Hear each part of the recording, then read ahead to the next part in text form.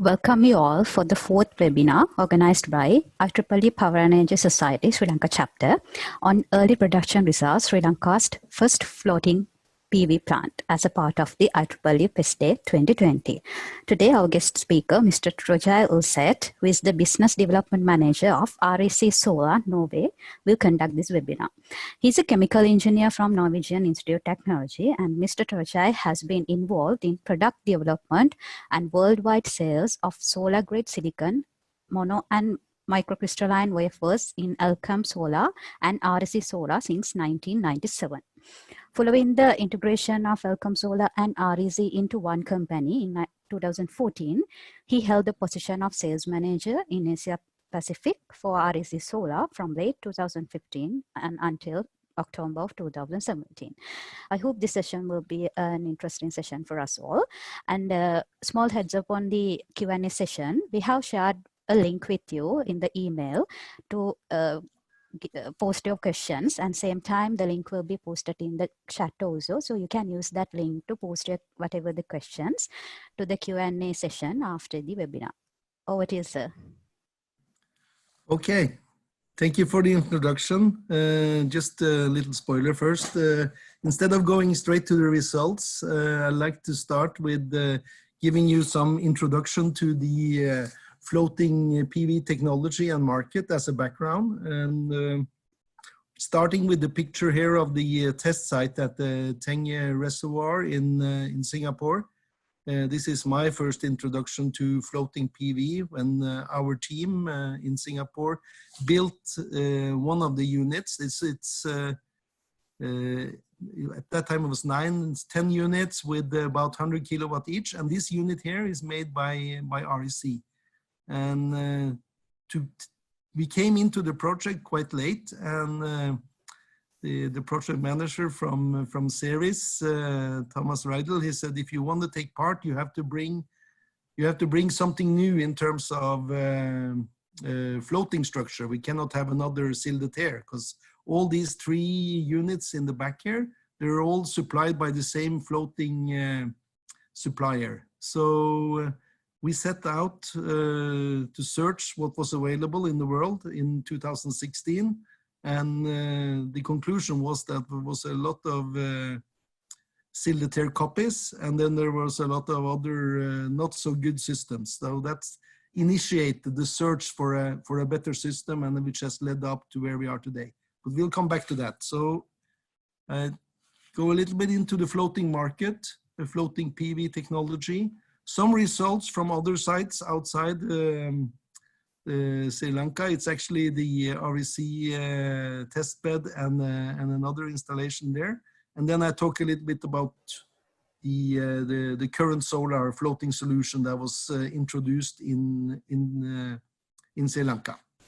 So we just first question you can ask, why would anybody be involved in floating PV? There is a lot of land available, but actually some regions there are very high pressure on the land, and it's a very good way of utilizing otherwise available area in and then the other interesting thing from a power perspective is that the water is giving a cooling effect, and you have a better power production on the water than you have on land, and we will show more of that later. But there's a lot of other reasons also why to go into floating. To me, this is the 2 main reasons and drivers for this segment in the PV industry. The market development, as I told you, we were doing this study in 2015, 2016, and it was just starting out. Last 2 years has seen tremendous growth, and if we go for the next, for the 2019 also, it looks more than 1 gigawatt installed in this TERI analysis. Main market is, of course, like anything else, China, but the traditional markets for this floating technology has been Japan, Korea, and Taiwan. And now other areas are coming on, like Taiwan, Vietnam, Thailand. So there's a lot of activity going on in new regions. Market reports are being made, and they're all quite optimistic. And basically, you can say that there is 350,000 square kilometers of man-made lakes and reservoirs, so there's a lot of room to install floating PV. One place which is potentially very, very big is India. There are some tenders going on. Few of them now has been delayed a couple of times, and but still it's huge potential, very close to where you are in Sri Lanka. This is just some recent market news, everywhere from India to Europe to Singapore, where Semcorp is going to build a 60 megawatt floating PV plant. And the two people responsible for that in Semcorp, they're both coming from REC. One of them, James Ong, was the project manager for the REC installation in the Tengi Reservoir. So it's a small world. On the sort of capacity building and knowledge work, there is actually interest from the World Bank Group and IFC to support and build up the knowledge and trust in floating PV. So they have produced some excellent reports and also done the estimate of available sources or locations. So this is all public domain material, very interesting for people who wants to go more into detail on the technology and the potential of this segment. Special area that is making it very interesting is, of course, the combination with hydropower. You have the reservoirs, you have the power lines, and it's a way of integrating it into a virtual battery. Actually, there is a Norwegian consultant, PV consultants, who is doing his doctorate on this now. He's currently in Singapore at Ceres, studying this integration of hydropower and floating PV. Then there are some new niche applications coming up. This is an electric boat made by a Norwegian company. They will definitely at some point need a place to charge. So a potential market for floating PV. And this is also going on at the moment. This is in the eco resorts where you don't want to have diesel generators running to provide the power. So floating PV can be a very good solution for that. Then we go to the technology. As I said, there is mainly Sildeter is one of the biggest, oldest suppliers. They are using these pontons, which are widely copied and supplied in different shapes, but basically the same concept. And then there are the pipes being used, but so far in the solutions that have been presented, not very efficiently. So there's a lot of unused floating capacity, as you can see in these pipes here. They're barely touching the water. So the two big companies that are doing have reached a very important status of being bankable is Sildeter and Sungrow from China. And quite large projects are being built with their technology. New entrants are coming on. There's a lot of companies trying to get into this segment now. I will not comment on each system, but there are good and bad in what's being proposed, I think. So we can talk about a floating PV ecosystem where drivers are the developers and the investors is actually willing to build plants and supply energy based on this technology. We need some lead companies to go in there and show that this is possible. Lightsource BP has made the first big one in UK, and BayWa is active all over the world, and Aku Energy. So there is some good power companies that are really paving the way. Mooring and anchoring is a very important part of this, depending on the location. So there are specialist vendors. And as you can see, there is more and more floating structure vendors also coming up. And obviously we would like at some point Current Solar to be part of that. So we look at the production results here. It's from the Torgeir reservoir. This is the picture of the environmental minister of Norway. He was visiting there together with Per Christer Lund from Innovation Norway, who has supported our work with the Lanka project. And you can see the performance parameters. Usually when you want to see what's being produced in a PV system, you look at the performance ratio. And the PV Syst is a tool that's being used by professionals to estimate the production. And a performance ratio above 80% in Singapore is actually very good because of the hot weather.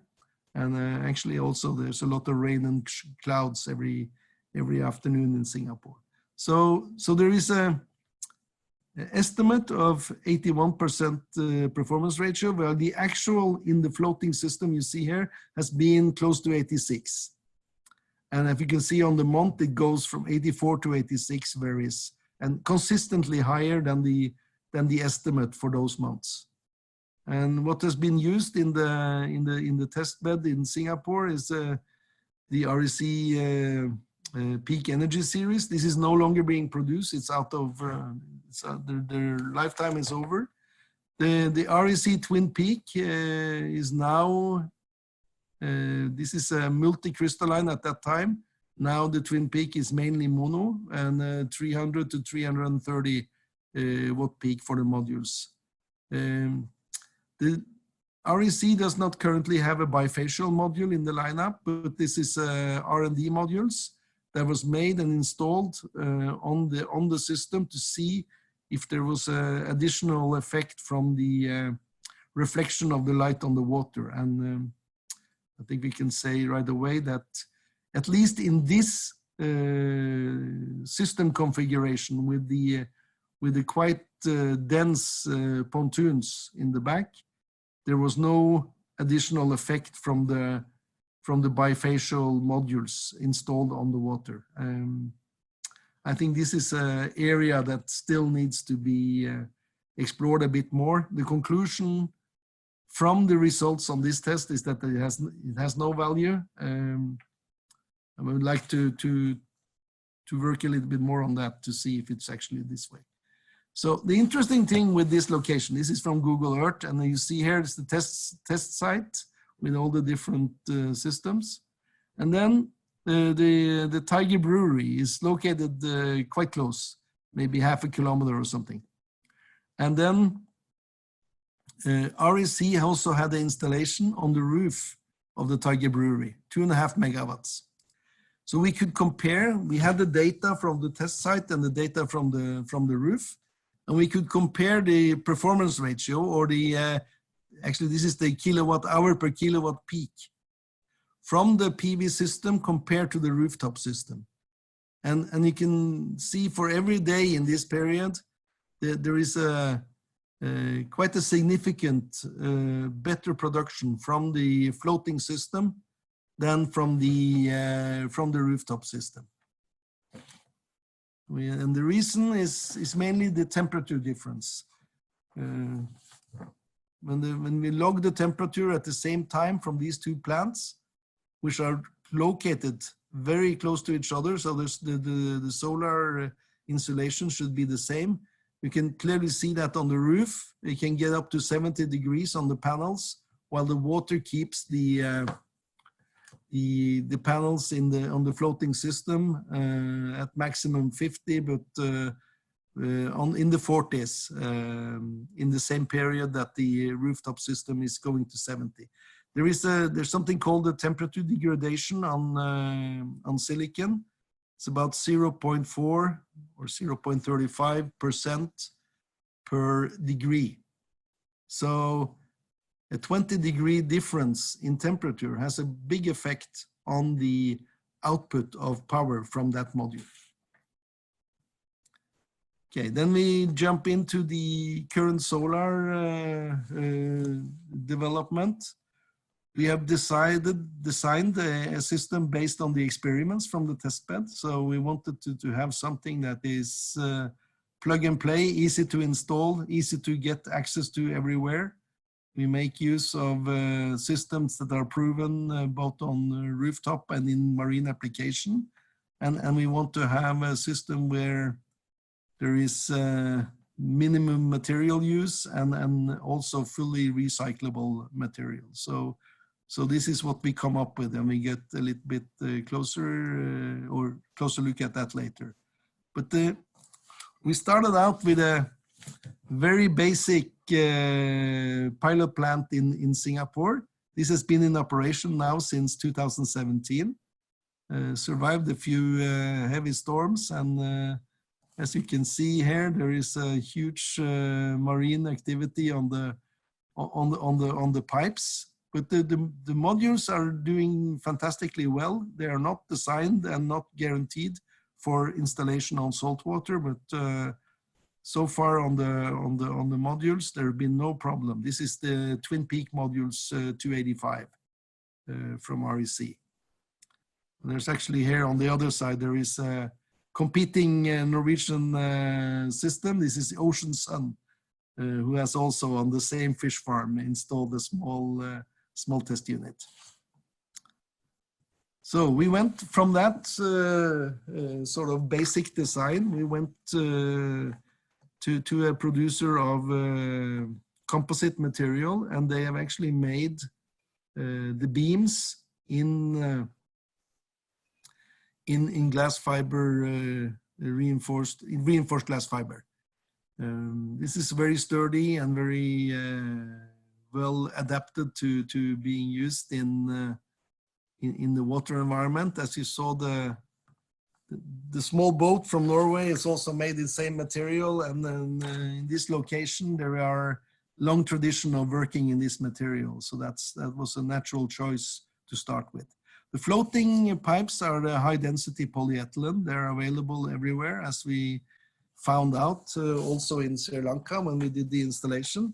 And our system is basically a modular base unit with either 8 or 10 kilowatt, depending on the number of, or the size of the module being used.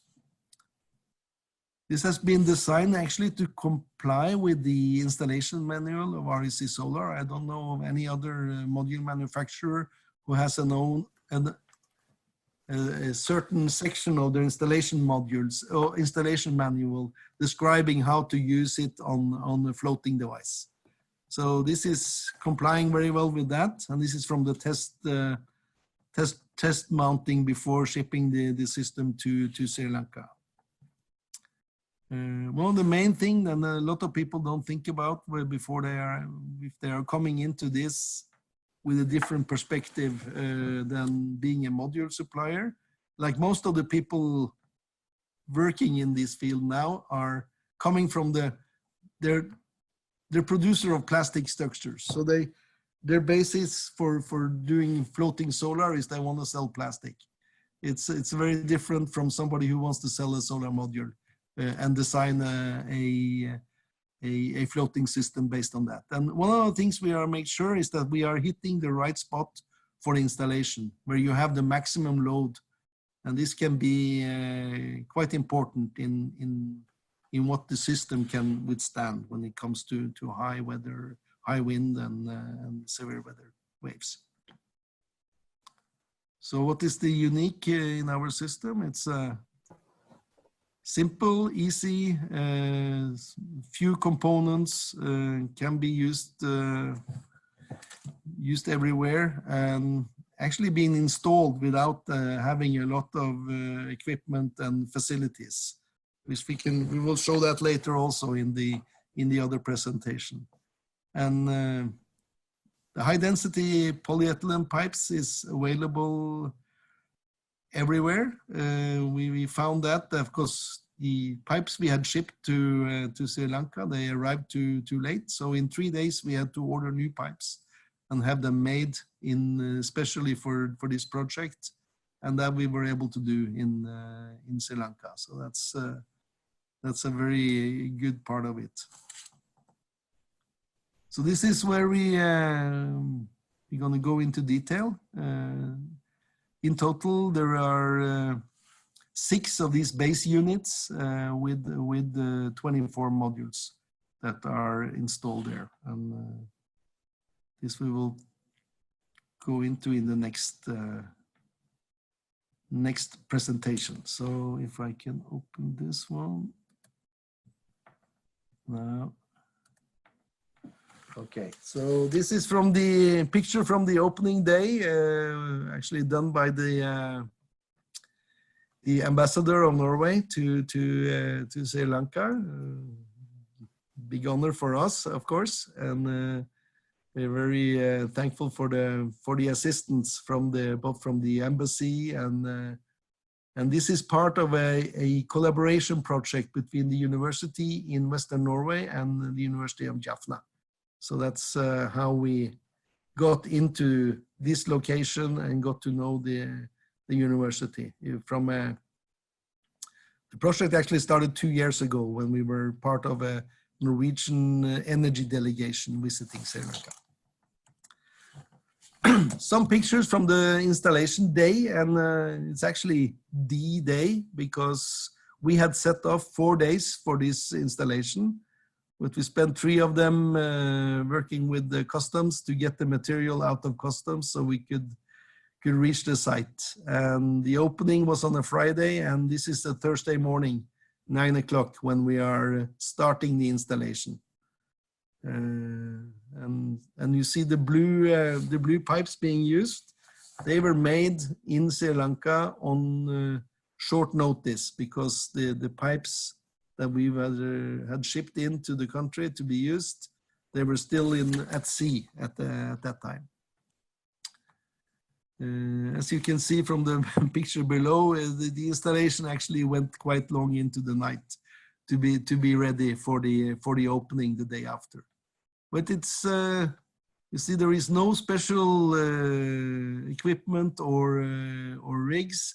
We are just placing the pipes on the ground, mounting the beams, and very easily mounting the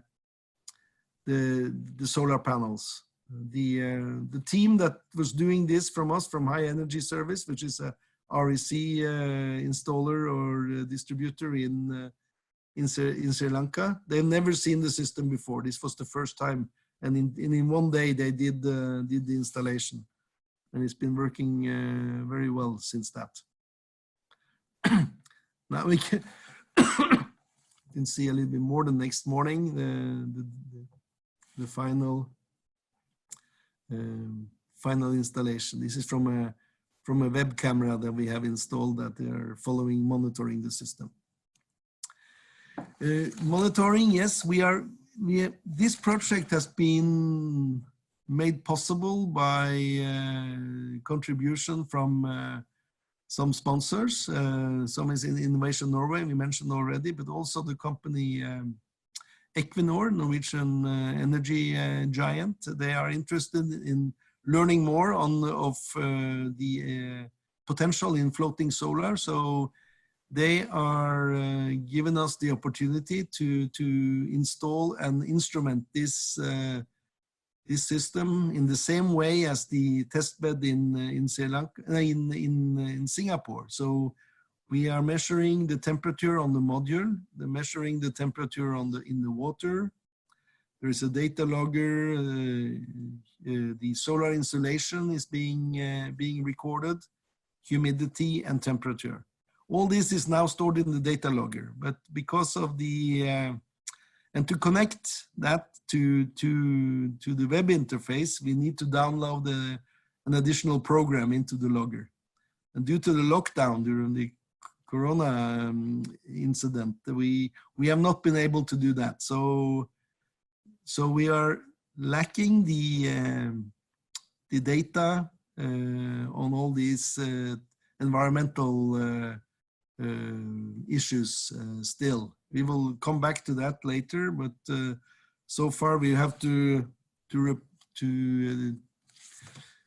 record also only the electrical performance of the plant. We will come back to that.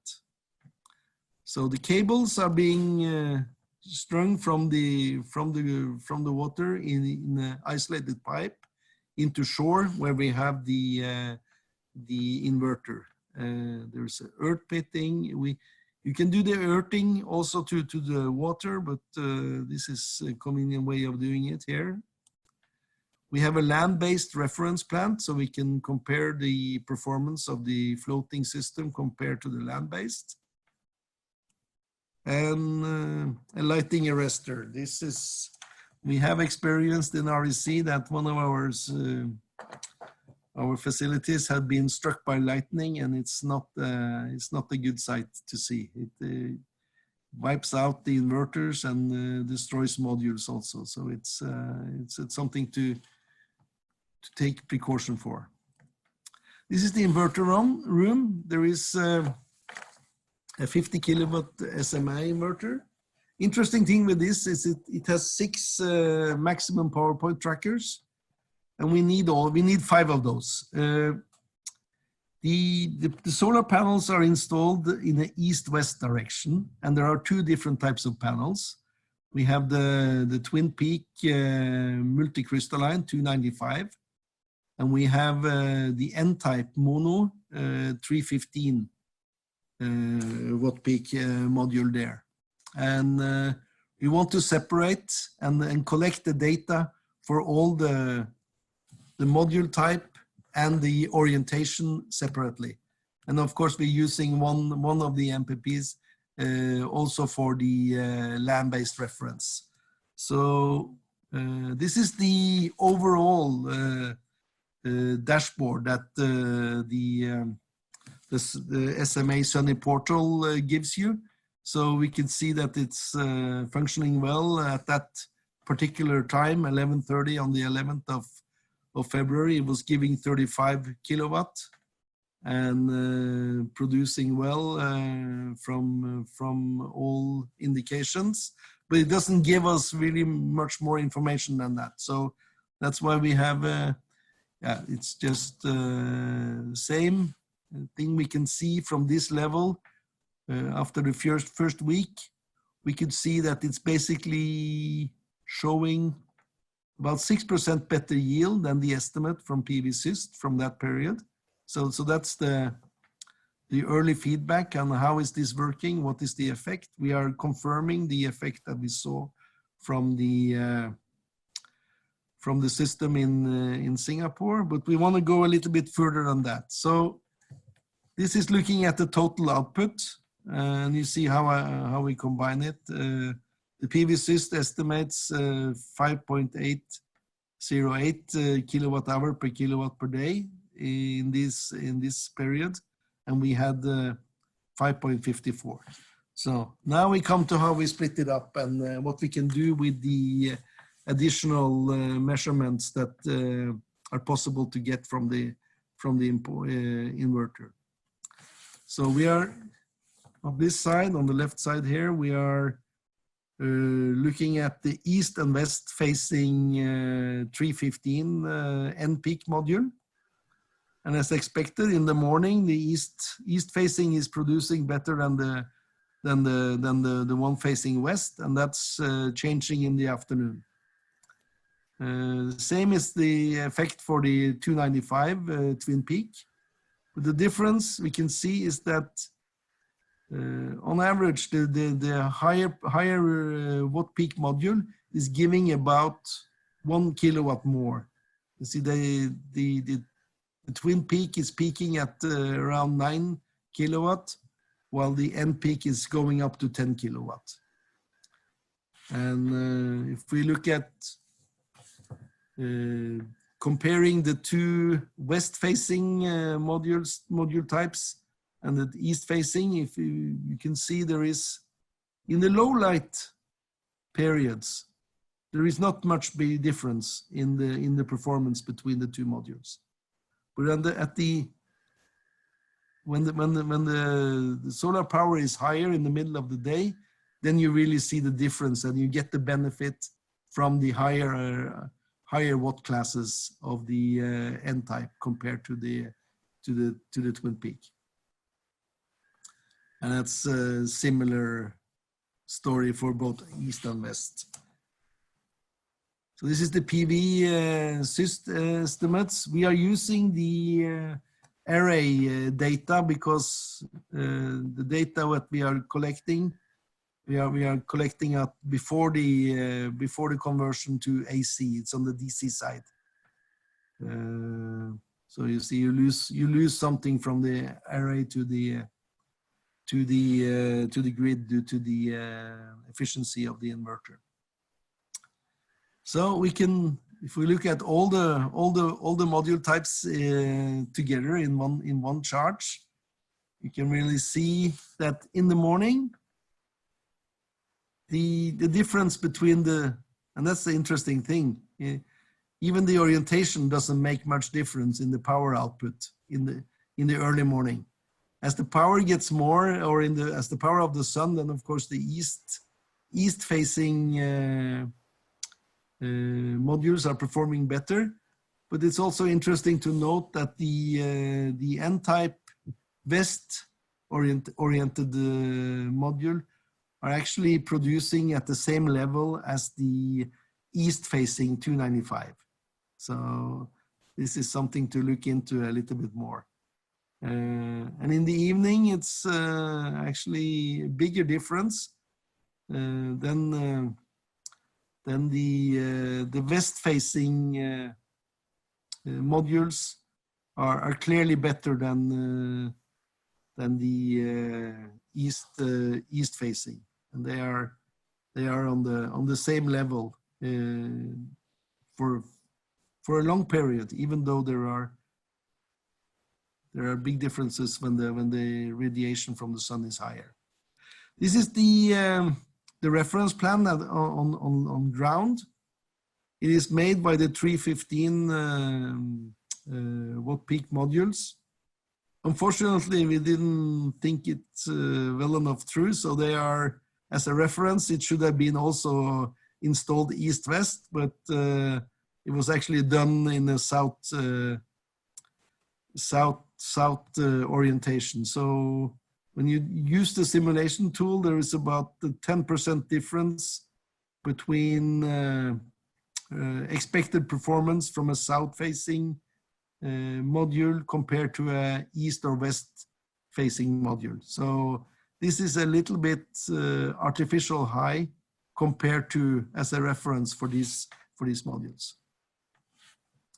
So if we go further and look at the output from the actual output in kilowatt hours produced for the different module types, we see as expected, the 315 gives most kilowatt hours during a day, and then there is some variations where the amount of sun in the morning takes down the level of, or the specific production. But compared to the ground mounted, this is corrected for the orientation. There is about between 5 and 10% difference in kilowatt hours per kilowatt peak between the land-based and the floating system. So it seems to confirm that the benefit of additional production when you're located on the water. Then just some production data showing that we are getting into a more unstable period. In March, the levels were quite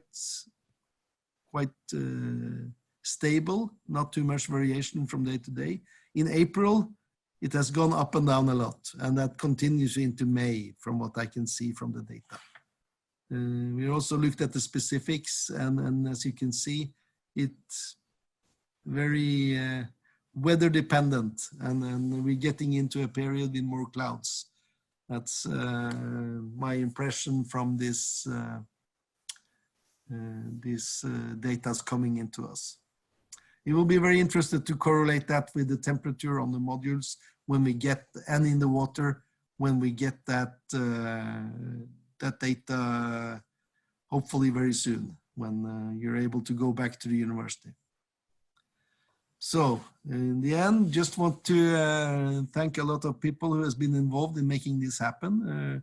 First, Professor Dayan to invite us to Sri Lanka and letting us meet the dean at the University of Jaffna. That was the key start for this. Later, of course, we've had the good help from High Energy Service with installation, and also from Amila, the country manager of REC. Norwegian Embassy, very supportive, and of course it could not have been done without the financial support from Innovation Norway and Equinor. So it's a lot of people who bring together this project, and hopefully will have a effect on the future installation of floating PV systems in Sri Lanka. Okay, thank you. I think that concludes my presentations.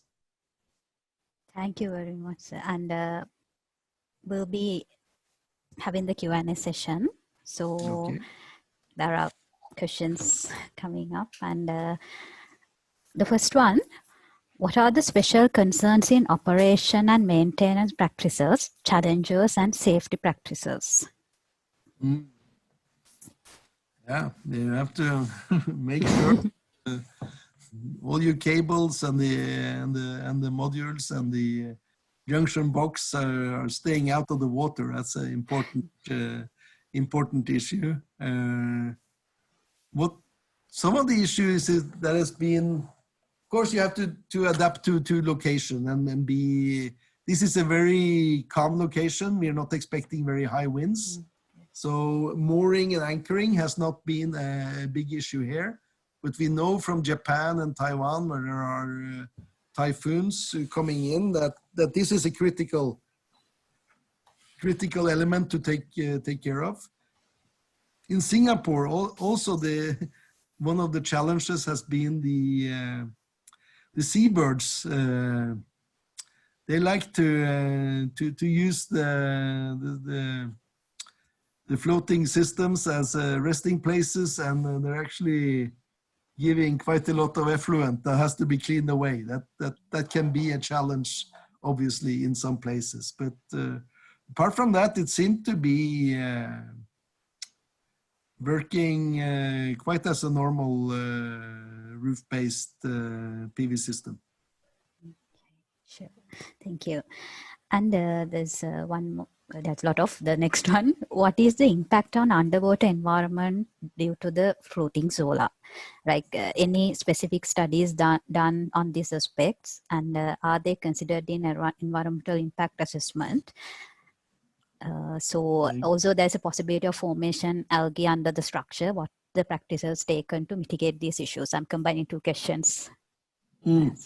Okay, so in terms of the environmental effects, the high density polyethylene is actually drinking water safe. So that's being used in sanitation. So there is no, as long as that is the contact to the water, so there should be no issue of leakage of anything chemical coming in.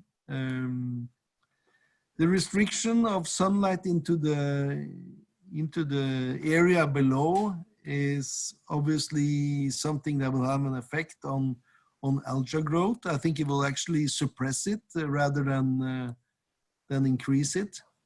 There is also a positive effect of reduced evaporation from the blocking of the sunlight coming into the water. But depends on how much of a total lake. I mean, the water is always moving, so you would have to really cover a substantial part of a water body before it will have any negative effect that I can imagine from having the solar installation. Okay. The same thing on maintenance. What is the status of floating solar development in salt water similar to offshore wind power plants? Yeah, they're definitely like Equinor, as I mentioned before. They are one of the pioneers in offshore wind power, and definitely interested in combining the floating solar with their floating wind power parks. For us, that has not been a major issue, but or a major aim to go into that direction. But there are companies working specifically with making floating installation in high waves. I mean, the seawater can be managed. I think it's the wave and the wind parameters that makes it very challenging to go into those kind of locations. So it's a total different design philosophy that has to be used.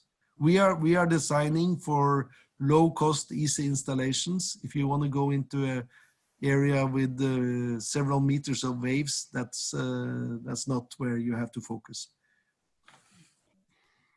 Next question is, what is the payback period of this kind of project and levelized cost of energy? Yeah. Also very site specific, of course. Yeah. Sri Lanka should be a good case. You have a high solar resource. The additional cost, that's why I'm focusing on this cost element. Ideally, you should get close as possible to the cost of a standard land-based area. You will have to pay additional for the floating structure, and typically this is around $0.2 per watt peak. Is like a reference cost of the floating systems, plus minus a few cents depending on where and what kind of system. This you have to compare with additional landscaping that you don't have to do if you are on land or in water instead of on land. So I think when this segment is growing and getting to be more mainstream with more experience, the cost should approach the land-based cost at one point. But we are still very early. As you saw, there was only about a gigawatt cumulative installation, and the solar market is about 120 gigawatt a year. So it's a huge gap to catch up to be at the same technology readiness level as the land-based installations. But you can also count, if you look at the levelized cost of electricity, what we need to have to be able to factor that into the projects is to have a predictable ways of estimating the additional power production from a floating system. Now I would say it could be between 5 and 10% compared to a land-based system. And of course, if it's 6 or if it's 3 or if it's 7 or 8, makes a big difference to the cost of levelized cost of electricity. Sure. One question: what is the most suitable type of PV cells for this project out of monocrystalline and polycrystalline? What factors to consider? Mono cells completely different from mono cells. Do them have a complete different? I don't think I understood the last part of the question. The passivated, emitted, and real cell are completely different from monocell, is it? Yeah, okay. So as we saw here, we are comparing N-type mono and and a multicrystalline module. The difference is as expected, actually. So in a way, if buying a higher efficient module with more expected output, you get what you pay for in a way. The important is to have a good module that are, we are not, in a lot of systems, people would use glass modules for longer, to be more solid and durable. And that's obviously a good choice, especially if you're going on to salt or brackish water. But we have seen the REC Twin Peak module working for 3 years now in Singapore on salt water, and there's been no issue with the production there. So, and that's of course is how thick is the back sheet? How well are the module put together, and do you have the IP65 minimum protection on the junction box? I think the junction box will be an issue, especially in the saltwater environment over a long time. What is the significance of measuring CO2 emission? CO2 emission? Yeah. In the data log, the question says it was mentioned. Is there any significance? Okay. I mean, usually what we look at in terms of CO2 emission connected to solar panels is, of course, that you are reducing the CO2 emission by installing PV instead of using fossil fuels. But there's also a big difference in the life cycle analysis of different modules, depending on where it's produced and how it's produced. We have been using silicon from Norway in these in the multicrystalline modules. They, of course, they have a carbon footprint that are much lower than the monograined material made with silicon produced in China, where both the manufacturing method and the energy mix of the incoming material is very different. But specifically for the floating, I wouldn't say that this makes a big issue. It's a general issue. Currently, it's only very few markets where the carbon footprint of the material being used are giving any relevance, especially in France and starting to be in Holland and some other European countries. This will be more important in the future. The last question for the session, maybe the one before the last. The water level is varying with raining. So accordingly, floating plant either rise or lower with the water level. What is the impact on cable lengths because of the change of water level? Yeah, that has to be taken into consideration when designing the system. The mooring system can be made flexible so that you have a variable load that keeps the system stable and in place, even though the water level goes up and down. So this is a pure engineering feat. And then you just have to make sure that you have enough excess cable to take up the slack when you go up and down. If there is a big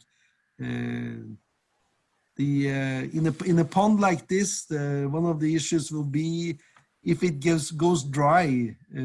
What will happen if the pipes are sitting on the ground and the water starts filling up again? Will there be vacuum under them keeping them down, or will they float up as the water comes up? This is interesting to be seen whenever that happens. Yeah, there's one question some reports highlighted that there is a formation of thin layer of salt water layer on the panels when floating.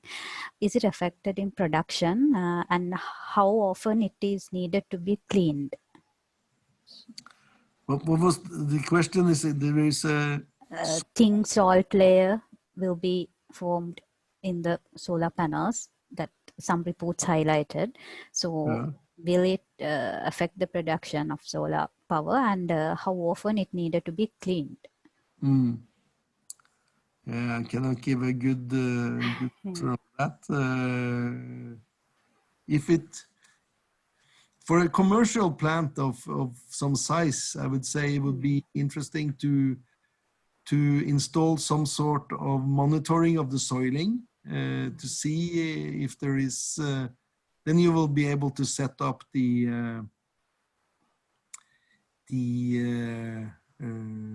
maintenance or washing sequence. Can actually be quite easy to automate a washing system on a floating system because you're already on the water.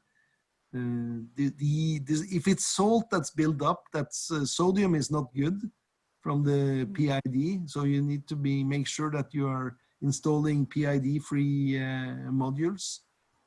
That PID is potential induced degradation caused by the sodium creeping into the cell layers. So that should definitely be avoided. That's the end of the Q&A session. Okay. And yeah, it's very informative and thank you very much. And all right. We are at the end of this webinar of IEEE PES Day on early production results from Sri Lanka's first floating PV plant, organized by IEEE Power and Energy Society Sri Lanka chapter. We would like to extend our gratitude to Mr. Torgeir Ulset, Business Development Manager of REC Solar, Norway, for conducting this session for us by dedicating your valuable time. Thank you for sharing your experience and insights on these aspects with us, and we hope the information that you shared with us will be helpful as professionals and also as students in the power sector. And thank you very much again for your thought-provoking and well-presented session. Dear participants, we were thrilled by the audience we had, and thank you all those who participated and helped us to make this webinar a success. And I hope you will be keeping in touch with us for our future events as well. At last but not least, we all are facing a global pandemic, COVID-19 these days. Hope you all are safe, keep distance and wash your hands properly. Thank you very much.